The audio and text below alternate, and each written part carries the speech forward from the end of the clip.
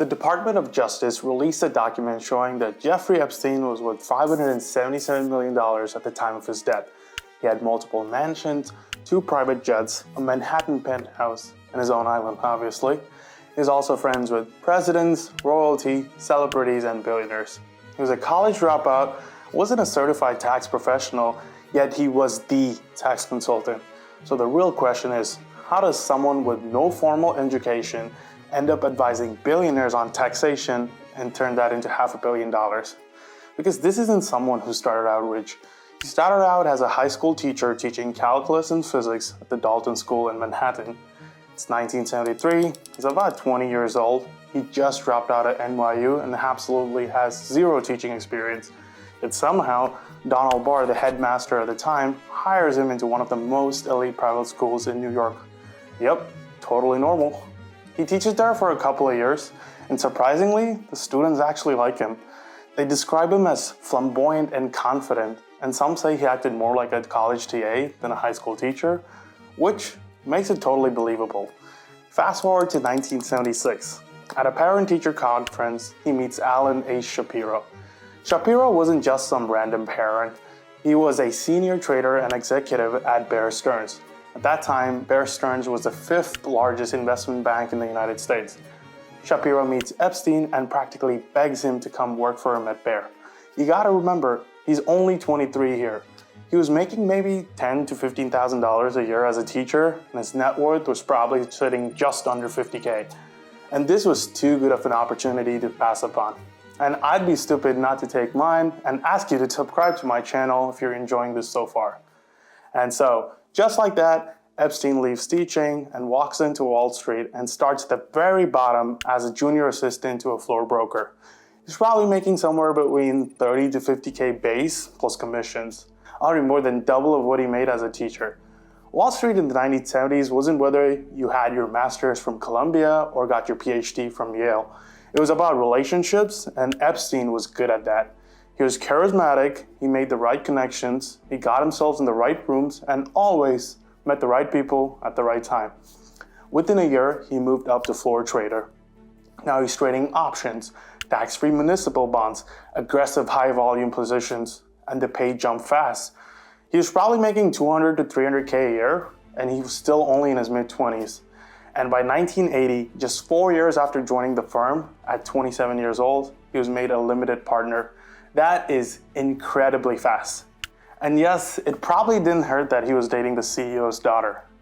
But in just 4 years, he went from a $15,000 a year teacher to someone potentially clearing close to $1 million annually.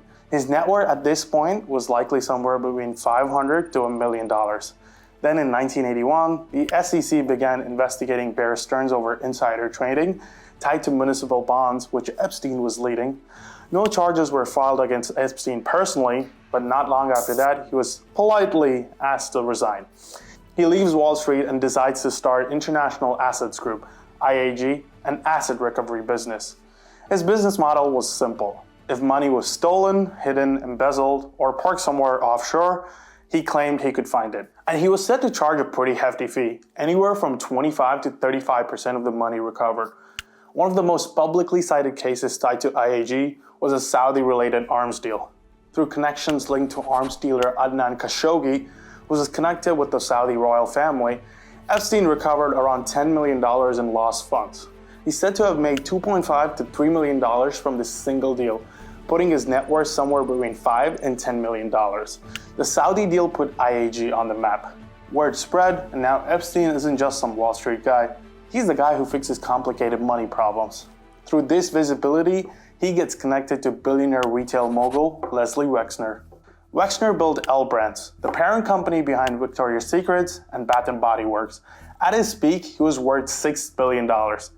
People warned Wexner about Epstein, and even one of his advisors called him a rat and told him not to trust him. Wexner ignored it and still decided to bring Epstein in.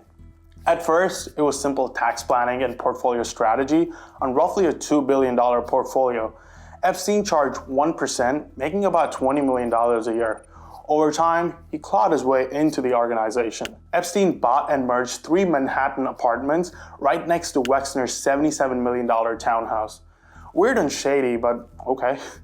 He later began managing Wexner's family foundation, which had about $200 million in assets. And then something changed. Wexner signed over complete power of attorney over his finances, investments, and real estate worth about $2 billion. Wexner even gave away his 71st Street Manhattan mega mansion valued at $88 million to Epstein for just $1. Epstein gained control over his $100 million yacht Limitless, his $500 million Ohio development project, the Zorro Ranch and Palm Beach properties estimated around $50 million. At this point, Epstein is completely running things. He oversaw L Brand's investments, real estate, and private assets, and he was generating over $100 million in management fees. After nearly 2 decades, their relationship fell apart. Wexner revoked the power of attorney and accused Epstein of fraud. He was only able to recover $46 million, but Epstein walked away with over $200 million. And while all of this is happening at IAG, Epstein is also consulting for Tower Financial, a debt collection agency founded by his friend Stefan Hoffenberg. It starts off as a legitimate debt collection business. They buy distressed debt for cheap, try to collect on it, and make money. Pretty standard stuff. Over time, they move into junk bonds, risky corporate debt that promises much higher returns. And then they get bold. They start selling something called Tower Financial Notes. Here's how it worked. Tower buys debt cheaply, bundles it together, and promises investors anywhere from 20 to 50% returns. But instead of generating real profits, they use the new investor money to pay off old investors. A classic Ponzi structure. They end up raising about $460 million from over 8,000 investors, including pension funds and retirees. With that money, they try to buy the New York Post, they attempt a hostile takeover of Panham, and both fail horribly. This kind of publicity puts them on the SEC's radar. And in 1989, the whole thing collapses. The SEC charges Hoffenberg with 20 counts of securities fraud. He pleads guilty and serves 18 years in prison. And Epstein? No charges. He leaves right before the collapse. Hoffenberg later sues him and claims that Epstein knew everything and he was deeply involved, but the case gets dismissed. Once again, Epstein walks away freely. By now, he's done with IAG and shifts his focus. He decides that he's only going to work with billionaires. And that's when Leon Black comes in. Leon Black is the co-founder and former CEO of Apollo Global Management, one of the largest private equity firms in the world, managing close to $1 trillion in assets. At his peak, he was worth about $15 billion. He also has a $2 billion art collection, including Picasso's and Van Gogh's. Black hires Epstein for tax strategy and estate planning. Epstein structures trusts worth between $1 to $2 billion. He's involved in complex tax strategies. He's involved in the family office matters.